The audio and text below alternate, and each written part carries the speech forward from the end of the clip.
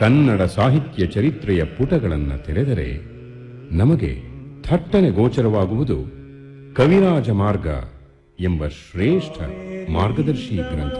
ಗೋದಾವರಿವರನಿದ್ದ ನಾಡದ ಕನ್ನಡದೊಳ್ ಭಾವಿಸಿದ ಜನಪದಂ ವಸುಧಾವಳೆಯ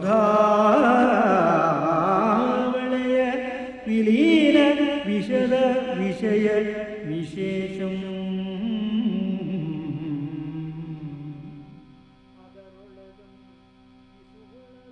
ಅದರೊಳಗಂ ಕಿಸುಗೊಳಲು ಆ ವಿದಿತ ಮಹಾಕೋಪಣ ನಗರದ ಆ ಪುಲಿಗೆರೆಯಾದದ ಅಭಿಸ್ತುತವತ್ತು ಪೊಂಕುದದ ನಡುವಣ ನಾಡೆ ನಾಡೆ ಕನ್ನಡದ ತಿರುಳ್.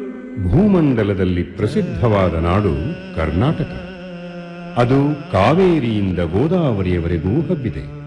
ಅದರಲ್ಲಿ ಒಕ್ಕುಂದ, ಪಟ್ಟದಕಲ್ಲು, ಕೊಪ್ಪಳ ಹಾಗೂ ಪುಲಿಗೆರೆಗಳ ನಡುವಿನದೇ ಈ ತಿರುಳ್ಗನ್ನಡ ನಾಡು ಎಂದು ಈ ಪದ್ಯದ ಒಟ್ಟು ಅಭಿಪ್ರಾಯ.